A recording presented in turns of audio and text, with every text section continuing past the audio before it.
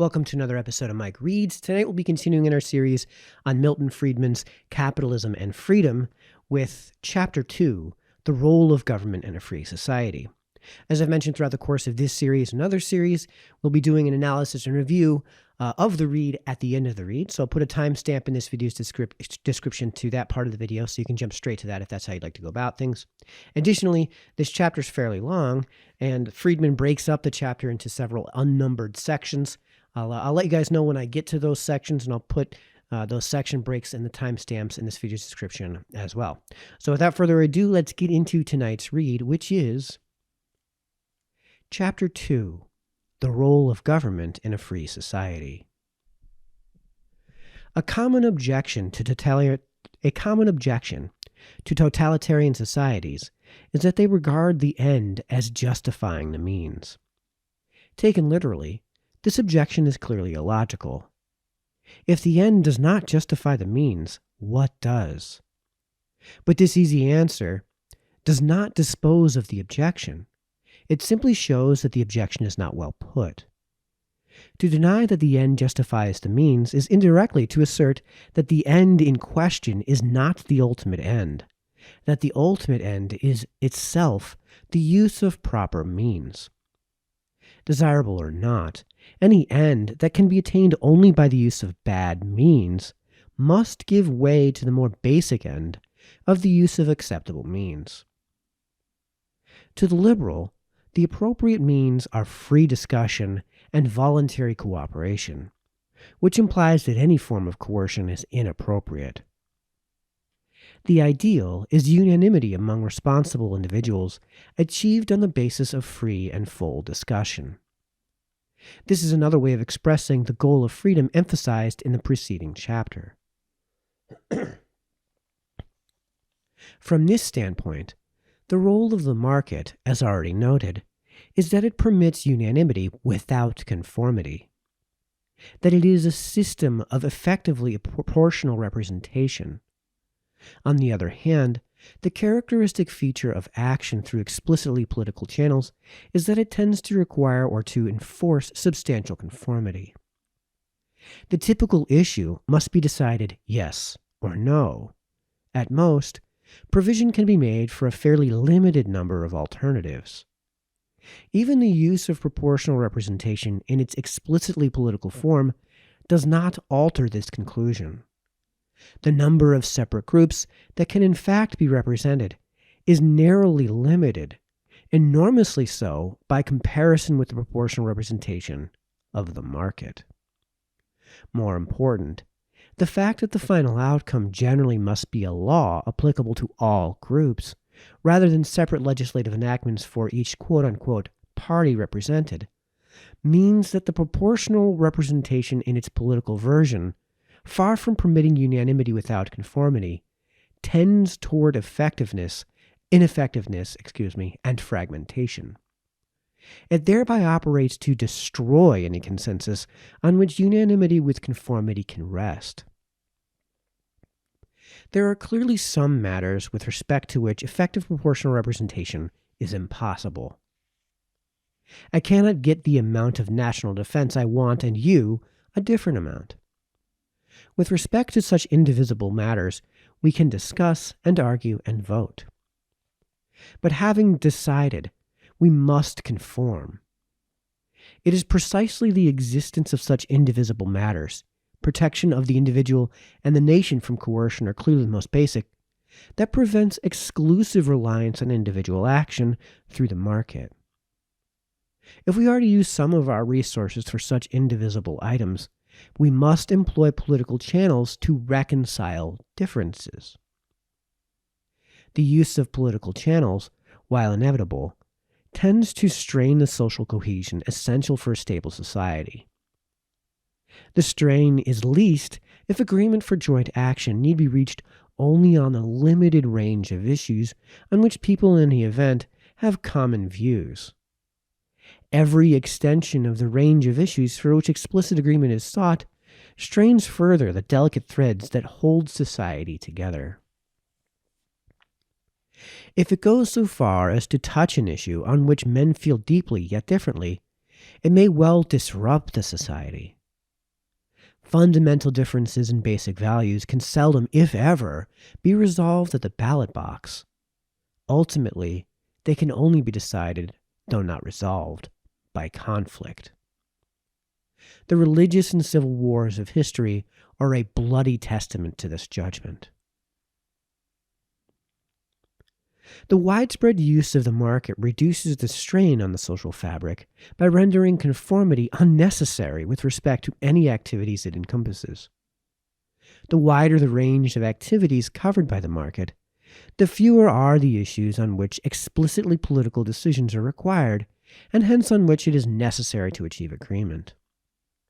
In turn, the fewer the issues on which agreement is necessary, the greater is the likelihood of getting agreement while maintaining a free society.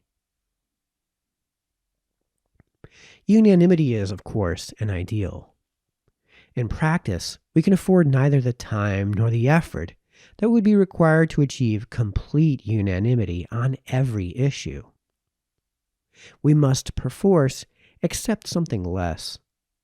We are thus led to accept majority rule in one form or another as an expedient. That majority rule is an expedient rather than itself a basic principle is clearly shown by the fact that our willingness to resort to majority rule and the size of the majority we require themselves depend on the seriousness of the issue involved. If the matter is of little moment and the minority has no strong feelings about being overruled, a bare plurality will suffice. On the other hand, if the minority feels strongly about the issue involved, even a bare majority will not do. Few of us would be willing to have issues of free speech, for example, decided by a bare majority. Our legal structure is full of such distinctions among kinds of issues that require different kinds of majorities. At the extreme are those issues embodied in the Constitution. These are the principles that are so important that we are willing to make minimal concessions to expediency. Something like essential consensus was achieved initially in accepting them, and we require something like essential consensus for a change in them. The self-denying ordinance to refrain from majority rule on certain kinds of issues that is embodied in our Constitution and in similar written or unwritten constitutions elsewhere, and the specific provisions in these constitutions, or their equivalents, prohibiting coercion of individuals, are themselves to be regarded as reached by free discussion and as reflecting essential unanimity about means. I turn now to consider more specifically, though still in very broad terms, what the areas are that cannot be handled through the market at all, or can be handled only at so great a cost that the use of political channels may be preferable. Government as rulemaker and umpire. It is important to distinguish the day-to-day activities of people from the general customary and legal framework within which these take place. The day-to-day activities are like the actions of the participants in a game when they are playing it, the framework, like the rules of the game they play. And just as a good game requires acceptance by the players both of the rules and of the umpire to interpret and enforce them, so a good society requires that its members agree on the general conditions that will govern relations among them, on some means of arbitrating different interpretations of these conditions, and on some device for enforcing compliance with the generally accepted rules. As in games, so also in society, most of the general conditions are the unintended outcome of custom accepted unthinkingly. At most, we consider explicitly only minor modifications in them, though the cumulative effect of a series of minor modifications may be a drastic alteration in the character of the game or of the society. In both games and society also, no set of rules can prevail unless most participants, most of the time, conform to them without external sanctions, unless, that is, there is a broad underlying social consensus. But we cannot rely on custom, or in this consensus alone, to interpret and to enforce the rules. We need an umpire. These, then, are the basic roles of government in a free society: to provide a means whereby we can modify the rules, to mediate differences among us on the meaning of the rules, and to enforce compliance with the rules on the part of those few who would otherwise not play the game. The need for government in these respects arises because absolute freedom is impossible. However attractive anarchy may be as a philosophy, it is not feasible in a world of imperfect men. Men's freedoms can conflict, and when they do, one man's freedom must be limited to preserve another's.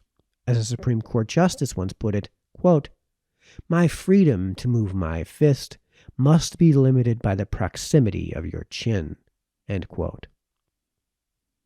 The major problem in deciding the appropriate activities of government is how to resolve such conflicts among the freedoms of different individuals. In some cases, the answer is easy. There is little difficulty in attaining near unanimity to the proposition that one man's freedom to murder his neighbor must be sacrificed to preserve the freedom of the other man to live. In other cases, the answer is difficult. In the economic area, a major problem arises in respect of the conflict between freedom to combine and freedom to compete. What meaning is used to be attributed to quote-unquote free as modifying quote-unquote enterprise? In the United States, free has been understood to mean that anyone is free to set up an enterprise, which means that existing enterprises are not free to keep out competitors except by selling a better product at the same price or the same product at a lower price. In the continental tradition, on the other hand, the meaning has generally been that enterprises are free to do what they want, including the fixing of prices, division of markets, and the adoption of other techniques to keep out potential competitors. Perhaps the most difficult specific problem in this area arises with respect to combinations among laborers, where the problem of freedom to combine and freedom to compete is particularly acute. A still more basic economic area, in which the answer is both difficult and important, is the definition of property rights. The notion of property, as it has developed over centuries and as it is embodied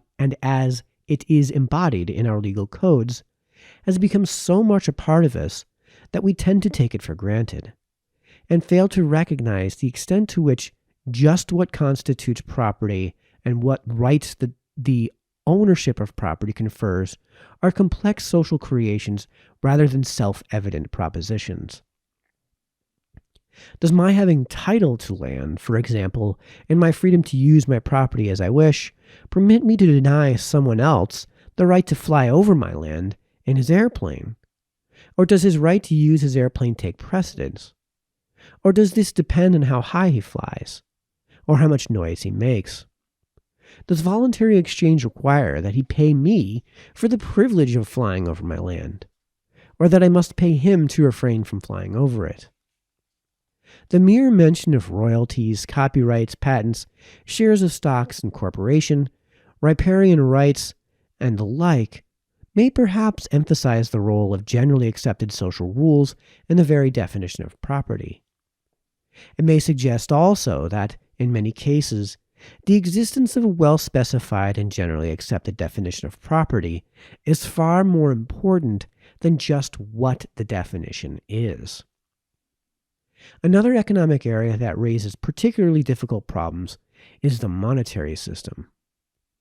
Government responsibility for the monetary system has long been recognized.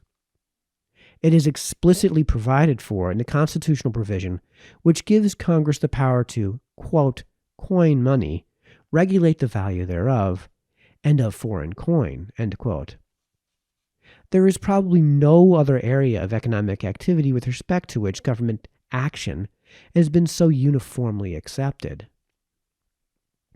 This habitual and by now almost unthinking acceptance of government's responsibility makes thorough understanding of the grounds for such responsibility all the more necessary, since it enhances the danger that the scope of government will spread from activities that are, to those that are not, appropriate in a free society, from providing a monetary framework to determining the allocation of resources among individuals. We shall discuss this problem in detail in Chapter 3. In summary, the organization of economic activity through voluntary exchange presumes that we have provided, through government, for the maintenance of law and order to prevent coercion of one individual by another, the enforcement of contracts voluntarily entered into, the definition of the meaning of property rights, the interpretation and enforcement of such rights, and the provision of a monetary framework. Action through government on the grounds of technical monopoly and neighborhood effects. The role of government just considered is to do something that the market cannot do for itself, namely, to determine, arbitrate, and enforce the rules of the game. We may also want to do through government some things that might conceivably be done through the market, but that technical or similar conditions render it difficult to do in that way. These all reduce to cases in which strictly voluntary exchange is either exceedingly costly or practically impossible. There are two general classes of such cases: monopoly and similar market imperfections, and neighborhood effects. Exchange is truly voluntary only when nearly equivalent alternatives exist. Monopoly implies the absence of alternatives and thereby inhibits effective freedom of exchange. In practice, monopoly frequently, if not generally, arises from government support or from collusive agreements among individuals. With respect to these, the problem is either to avoid government fostering of monopoly or to stimulate the effective enforcement of rules such as those embodied in our antitrust laws. However, monopoly may also arise because it is technically efficient to have a single producer or enterprise. I venture to suggest that such cases are more limited than is supposed, but they unquestionably do arise. A simple example is perhaps the provision of telephone services within a community. I shall refer to such cases as quote-unquote technical monopoly. When technical conditions make a monopoly the natural outcome of competitive market forces, there are only three alternatives that seem available: private monopoly, public monopoly, or public regulation. All three are bad, so we must choose among evils. Henry Simons, observing public regulation of monopoly in the United States, found the results so distasteful that he concluded public monopoly would be a lesser evil. Walter Eucken, a noted German liberal, observing public monopoly in German railroads, found the results so distasteful that he concluded public regulation would be a lesser evil. Having learned from both, I reluctantly conclude that, if tolerable, private monopoly may be the least of the evils. If society were static, so that the conditions which give rise to a technical monopoly were sure to remain, I would have little confidence in this solution. In a rapidly changing society, however, the conditions making for technical monopoly frequently change, and I suspect that both public regulation and public monopoly are likely to be less responsive to such changes in conditions, to be less readily capable of elimination than private monopoly. Railroads in the United States are an excellent example. A large degree of monopoly in railways was perhaps inevitable on technical grounds in the 19th century. This was the justification for the Interstate Commerce Commission. But conditions have changed. The emergence of road and air transport has reduced the monopoly element in railroads to negligible proportions. Yet we have not eliminated the ICC. On the contrary, the ICC, which started out as an agency to protect the public from exploitation by the railroads, has become an agency to protect railroads from competition by trucks and other means of transport, and more recently, even to protect existing truck companies from competition by new entrants. Similarly, in England, when the railroads were nationalized, trucking was at first brought into the state monopoly. If railroads had never been subjected to regulation in the United States, it is nearly certain that by now transportation, including railroads, would be a highly competitive industry with little or no remaining monopoly elements. The choice between the evils of private monopoly, and public regulation cannot, however, be made once and for all, independently of the factual circumstances.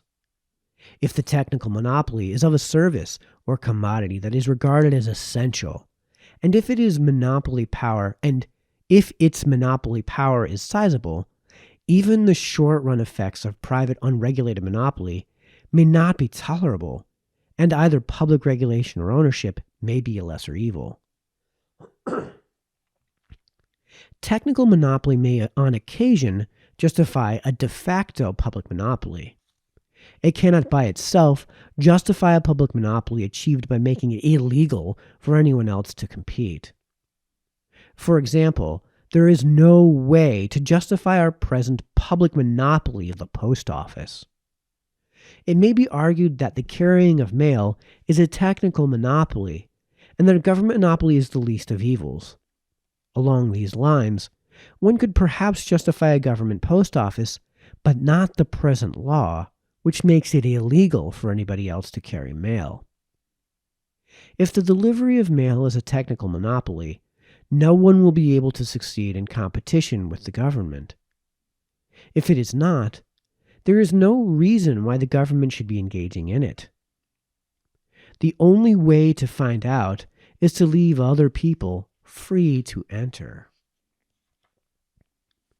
The historical reason why we have a post office monopoly is because the Pony Express did such a good job of carrying the mail across the continent that, when the government introduced transcontinental service, it couldn't compete effectively and lost money.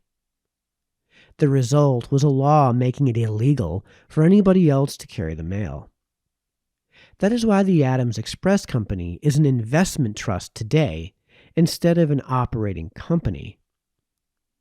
I conjecture that if entry into the mail-carrying business were open to all, there would be a large number of firms entering it, and this archaic industry would become revolutionized in short order. A second general class of cases in which strictly voluntary exchange is impossible arises when actions of individuals have effect on other individuals for which it is not feasible to charge or recompense them. This is the problem of quote-unquote neighborhood effects. An obvious example is the pollution of a stream. The man who pollutes a stream is in effect forcing others to exchange good water for bad. These others might be willing to make the exchange at a price, but it is not feasible for them, acting individually, to avoid the exchange or to enforce appropriate compensation.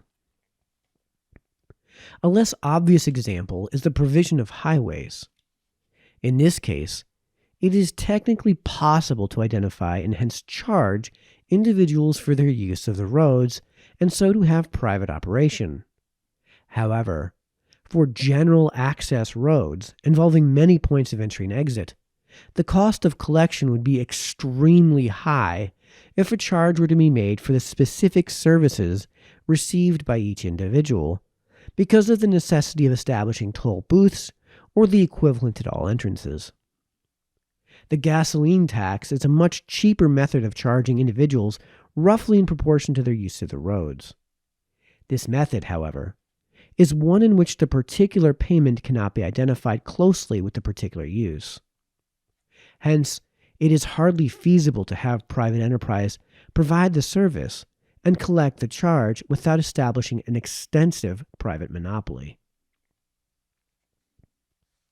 These considerations do not apply to long-distance turnpikes with high density of traffic and limited access. For these, the costs of collection are small and in many cases are now being paid, and there are often numerous alternatives so that there is no serious monopoly problem. Hence, there is every reason why these should be privately owned and operated. If so owned and operated, the enterprise running the highway should receive the gasoline taxes paid on account of travel on it. Parks are an interesting example because they illustrate the difference between cases that can and cases that cannot be justified by neighborhood effects, and because almost everyone at first sight regards the conduct of national parks as obviously a valid function of government. In fact, however, neighborhood effects may justify a city park. They do not justify a national park, like Yellowstone National Park or the Grand Canyon. What is the fundamental difference between the two? For the city park, it is extremely difficult to identify the people who benefit from it and to charge them for the benefits which they receive. If there is a park in the middle of the city, the houses on all sides get the benefit of the open space, and people who walk through it or buy it also benefit. To maintain toll collectors at the gates or to impose annual charges per window overlooking the park would be very expensive and difficult. The entrances to a national park like Yellowstone, on the other hand, are few. Most of the people who come stay for a considerable period of time, and it is perfectly feasible to set up toll gates and collect admission charges. This is indeed now done, though the charges do not cover the whole costs. If the public wants this kind of an activity enough to pay for it, private enterprises will have every incentive to provide such parks. And, of course, there are many private enterprises of this nature now in existence. I cannot myself conjure up any neighborhood effects or important monopoly effects that would justify governmental activity in this area. Considerations like those I have treated under the heading of neighborhood effects have been used to rationalize almost every conceivable intervention. In many instances, however, this rationalization is special pleading rather than a legitimate application of the concept of neighborhood effects.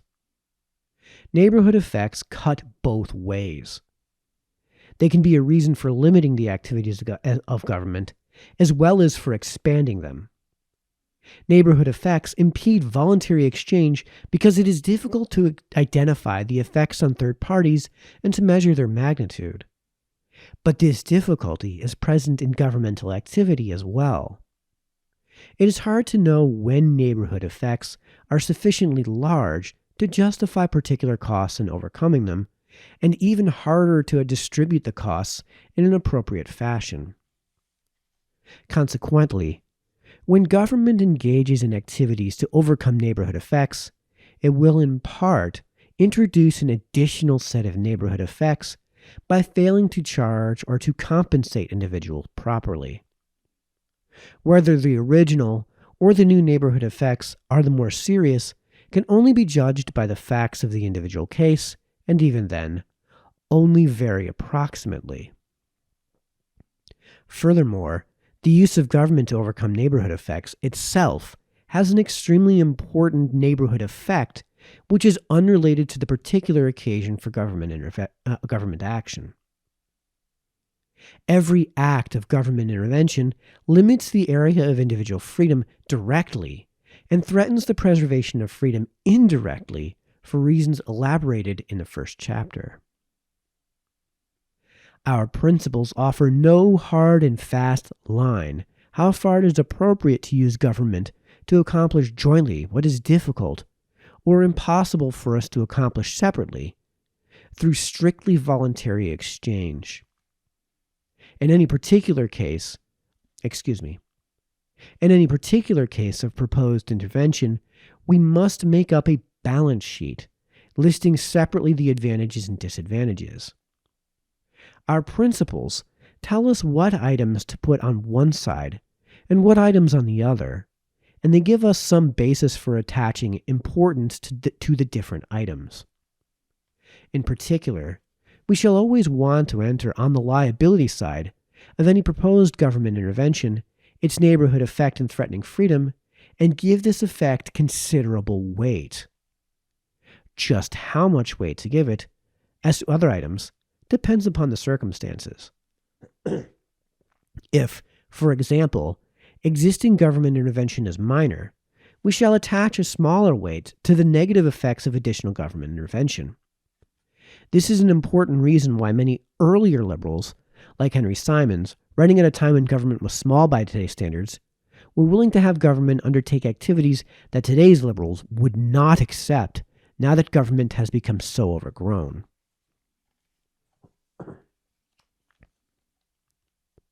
Action through government on paternalistic grounds. Freedom is a tenable objective only for responsible individuals. We do not believe in freedom for madmen or children. The necessity of drawing a line between responsible individuals and others is inescapable, yet it means that there is an essential ambiguity in our ultimate objective of freedom. Paternalism is inescapable for those whom we designate as not responsible. The clearest case, perhaps, is that of madmen. We are willing to neither permit them freedom nor to shoot them. It would be nice if we could rely on voluntary activities of individuals to house and care for the madmen. But I think we cannot rule out the possibility that such charitable activities will be inadequate, if only because of the neighborhood effect involved in the fact that I benefit if another man contributes to the care of the insane. For this reason, we may be willing to arrange for their care through government. Children offer a more difficult case. The ultimate operative unit in our society is the family, not the individual. Yet the acceptance of the family as the unit rests in considerable part on expediency rather than principle. We believe that parents are generally best able to protect their children and to provide for their development into responsible individuals for whom freedom is appropriate. But we do not believe in the freedom of parents to do what they will with other people. The children are responsible individuals in embryo, and a believer in freedom believes in protecting their ultimate rights. To put this in a different and what may seem a more callous way, children are at one and the same time consumer goods and potentially responsible members of society. The freedom of individuals to use their economic resources as they want includes the freedom to use them to have children, to buy, as it were, the services of children as a particular form of consumption. But once this choice is exercised, the children have a value in and of themselves and have a freedom of their own that is not simply an extension of the freedom of the parents. The paternalistic ground for governmental activity is in many ways the most troublesome to a liberal, for it involves the acceptance of a principle that some shall decide for others, which he finds objectionable in most applications, in which he rightly regards as a hallmark of his chief intellectual opponents, the proponents of collectivism in one or another of its guises, whether it be communism, socialism, or a welfare state. Yet there is no use pretending that the problems are simpler than in fact they are. There is no avoiding the need for some measure of paternalism. As Dicey wrote in 1914 about an act for the protection of mental defectives, quote, "The Mental Deficiency Act is the first step along a path in which no sane man can decline to enter, but which, if too far pursued, will bring statesmen across difficulties hard to meet without considerable interference with individual liberty." End quote. There is no formula that can tell us where to stop. We must rely on our fallible judgment and, having reached a judgment, on our ability to persuade our fellow men that is a correct judgment, or their ability to persuade us to modify our views. We must put our faith, here as elsewhere, in a consensus reached by imperfect and biased men through free discussion and trial and error. Conclusion.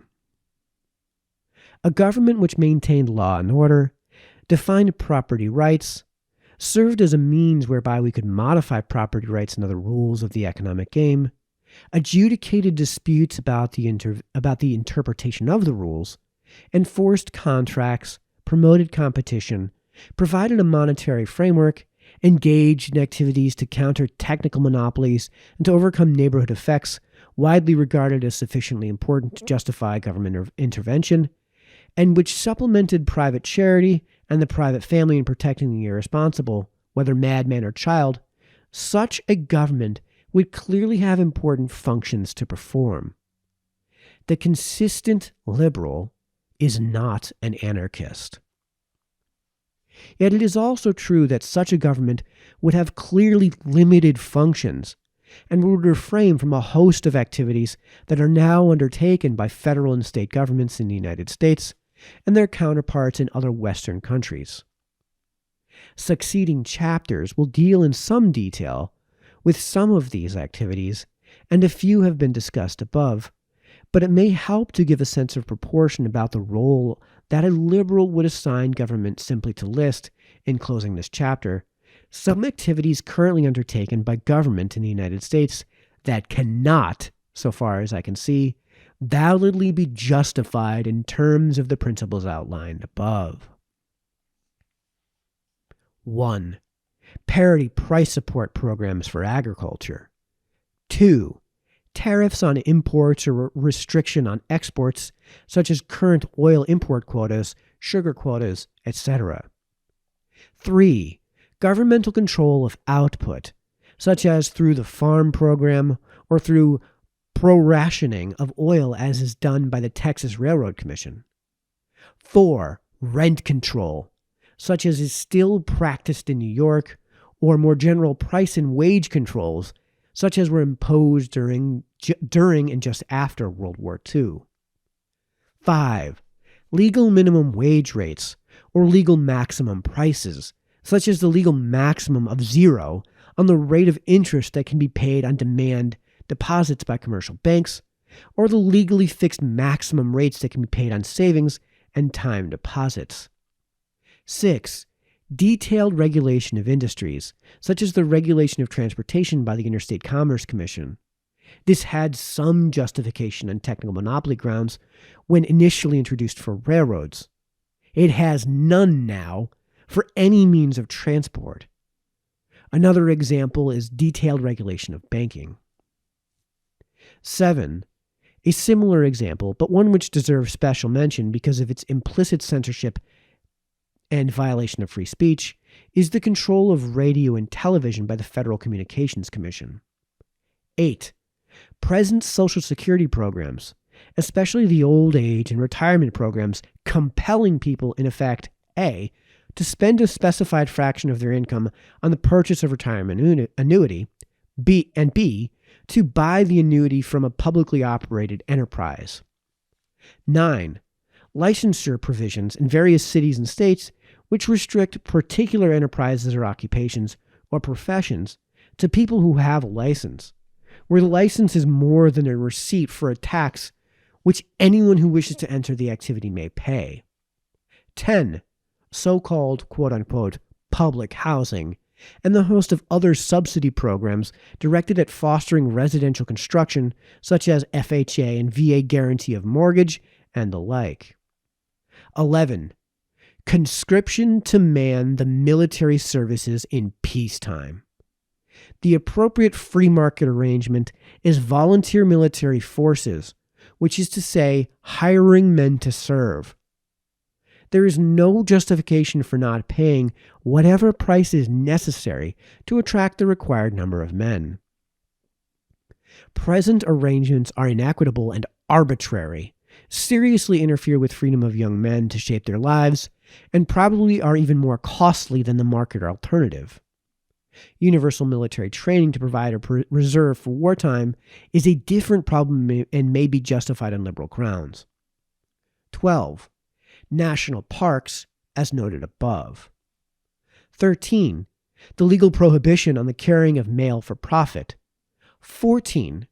Publicly owned and operated toll roads, as noted above. This list is far from comprehensive. That concludes tonight's read. Now on to the analysis and review part of the video. All right, welcome to the analysis and review part of the video. So there is an awful lot to go over. This chapter, in addition to being incredibly long, covers a lot of things and doesn't go into too great a detail. And that's because this is where he's basically laying out how he's going to structure the rest of the book. And since we went over most of this and the objections that might be raised, in terms of the specifics of this chapter in Chapter 1, which was a ridiculously long analysis and review, and since I promised in that review I wouldn't do any more reviews in this analysis and review, reviews in this series that were going to be that long, we're going to stick to the 30,000-foot view when it comes to this chapter. Again, especially because this is basically just laying out the themes for the rest of the book. That said, if there's anything in here that you want me to go over, let me know in the comments section. I might have to do a separate video for this chapter alone because, again, there's a lot in this chapter. It's an incredibly dense chapter. So if there's anything you want me to go over that's specific to that read, specific to this chapter, let me know in the comments section, and I'll hopefully be able to get to either answering it in the comments section, or if I need to, I'll put out an entirely separate video to go over whatever those questions are that you guys might have. So let me know. The main point to get out of this read, well, there's two main points. The main thing to focus on in terms of the content itself is that 2-page listing of things he poses on at the end of the chapter in pages 35 and 36. And this listing is basically how he's going to lay out the themes of the book and the chapters of the book. So it not only forms the main themes of the book, it also is forming the structure of how it's going to be presented throughout the rest of this series. So bear in mind that this is how this is going to go moving forward with this book. And the second main theme, the main concept to get, the main point to extract from this chapter from a 30,000-foot view is the idea that government is a necessary evil, with the key words being necessary and evil. So his idea of what the role of government is the proper role of government is super, super limited, especially when it comes to the market environment in the world of economics. By modern standards, in terms of how he's written this chapter, I would describe it as fairly inarticulate in terms of explaining his point. So we're going to go over some of that because, like I said, I think the issue isn't a matter of principle or philosophy, but a matter of him not doing a very good job of explaining what his core concepts are in this book by modern standards. And if he'd used more modern conventions and more modern terminology, I think he'd have a much better chapter 2. Unfortunately, he died quite some time ago now at this point. So there's not going to be another edition or revision of this book to cover all of that. So one of the key points that he points out is that libertarianism is not anarchism. And we have a word for anarchism, and that word is anarchism. As he says on page 34, quote, "The consistent liberal is not an anarchist." Now, understand, too, that until about 25 years ago, the word liberal was not just a stand-in for leftist. And if you actually ask the rest of the world, the word liberal to them means something more along the lines of what, let's say, Dave Rubin has coined as the classical liberal, which is, to a certain extent, basically just a Jeffersonian liberal, to a certain extent also something of a libertarian. A classical liberal would be somebody who might say, I totally disagree with you, but I would defend to the death your right to say what it is that you believe, or your right to do those things for which you have a right to do. Now, that said, although libertarianism is not anarchism, he explicitly demonstrates sympathy for anarchism on page 25. Let me bring that page up. So on page 25, quote, however attractive anarchy may be as a philosophy, so he's implying, I think, there that it might be attractive as a philosophy, it is not feasible in a world of imperfect men. So this is more an argument of expedience, as in it's a practical argument in that it's only something he's going to be disagreeing with because it's not feasible. However, if we weren't dealing with imperfect men, if we were dealing with the world of angels, he would probably suggest that anarchism is the only moral system of governance in heaven. When we're not dealing with human beings, but as I think he would say, unfortunately, we're dealing with human beings. And unfortunately, human beings are not angels, so we need to account for some of that. And again, his argument is entirely a practical one. In page 24, he describes government as nothing more than a mere expedient.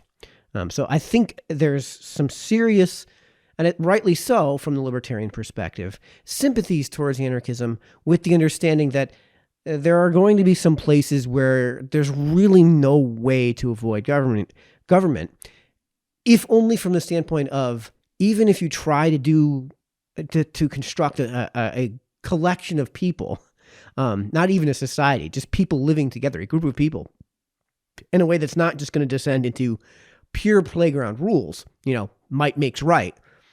What you're going to wind up with, whether you like it or not, is some form of government. Well, things like, how do we settle a contract dispute? Well, what we do is we find a third party and we present our case to the third party, and the third party makes his adjudication, makes his ruling, and we agree beforehand that this third party is someone that no matter what they say, we're just going to go with it. Well, that's government.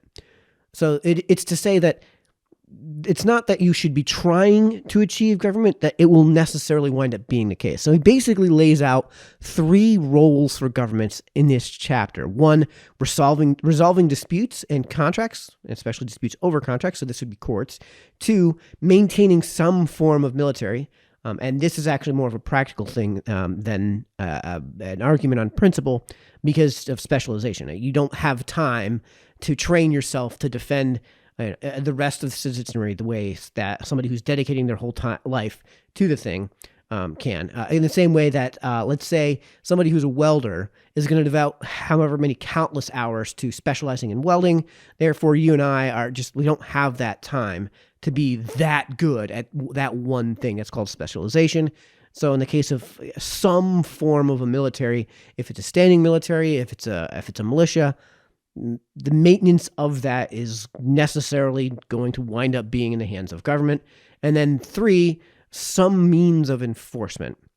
So in the case of the resolution of those court disputes and contracts, you need some method to actually enforce that. Well, after, if somebody just crosses their arms and says, nah, what we agreed to, I'm just not abiding by it, period. I don't care what any third party says, I'm not doing it, period.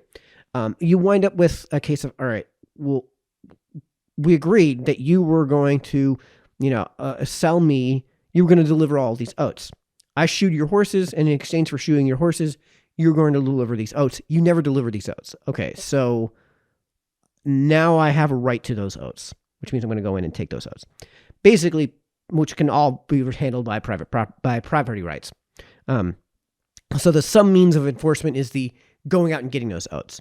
And of course, the maintenance of some form of military is, the impending hordes that come in. You need some form of defense against that. Item number 1, which is the resolving of disputes and contracts with courts, necessarily means also, as a subset of that, the establishment of a legal framework for courts to operate under.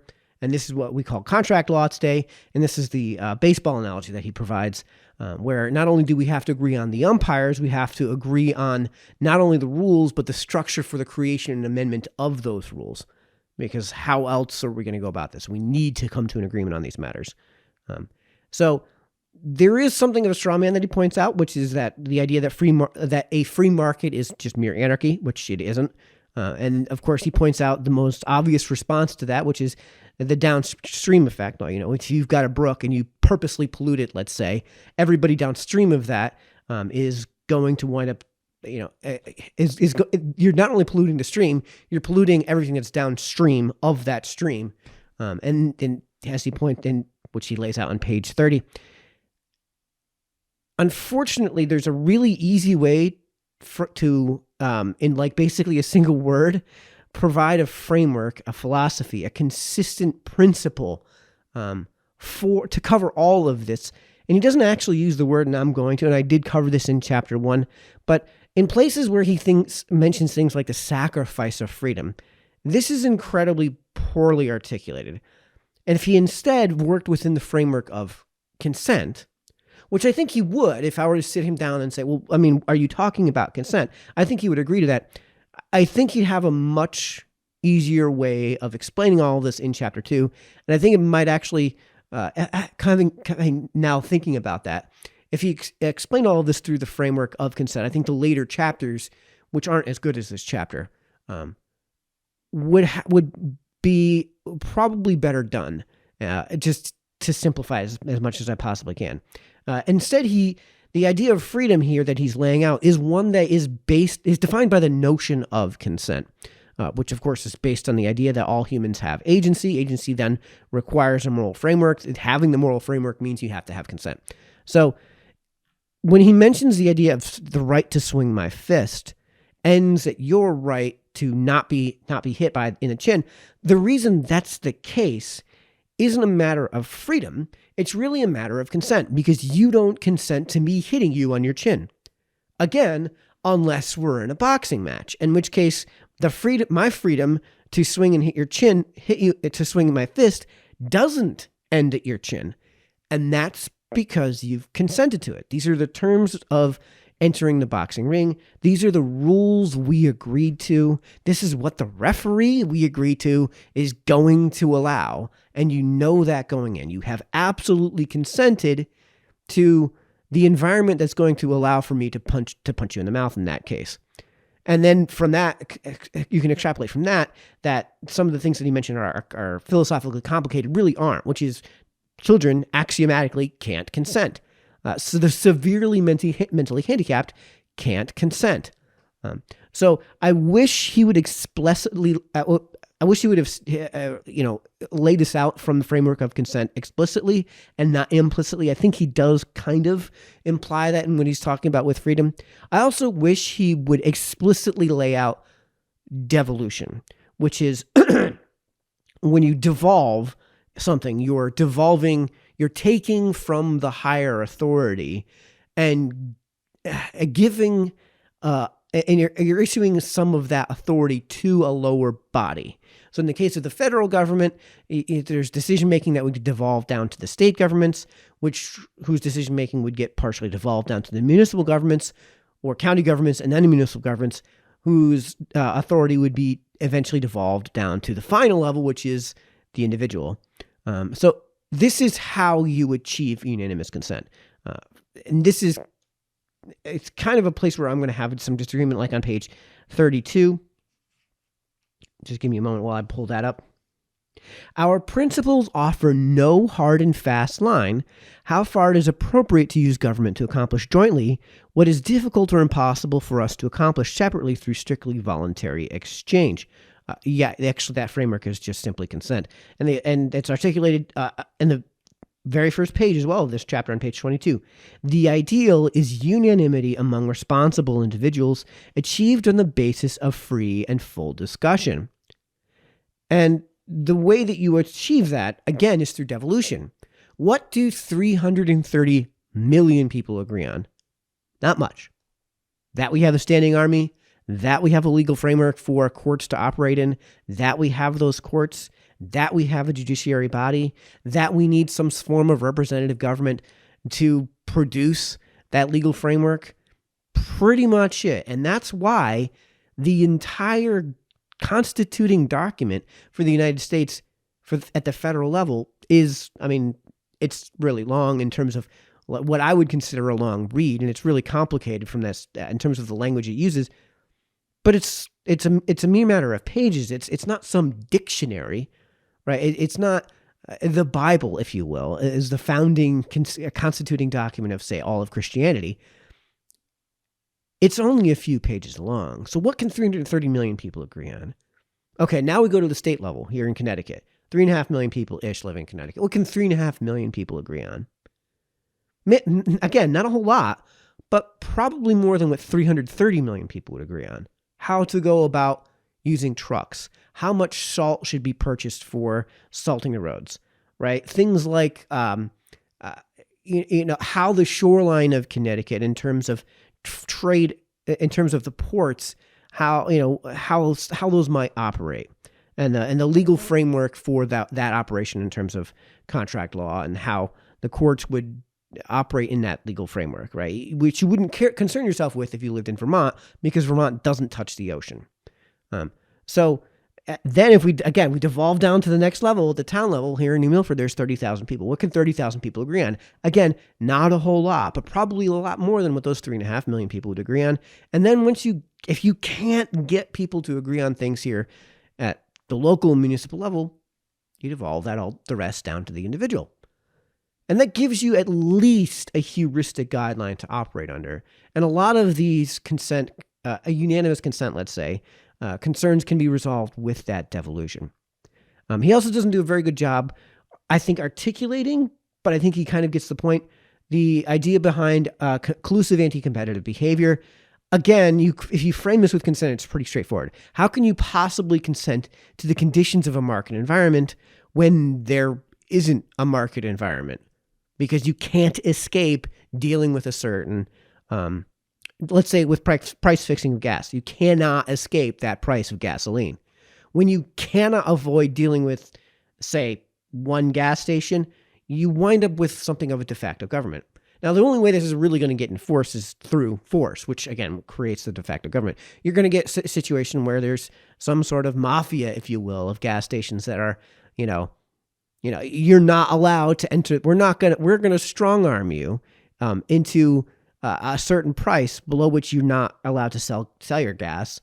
Or we're going to, we have our buddies in the zoning department, and they're going to prohibit you from basically entering the market because we have this backdoor deal, or we're going to basically bribe you into doing the same thing. So in this case, you have basically a de facto government within a government.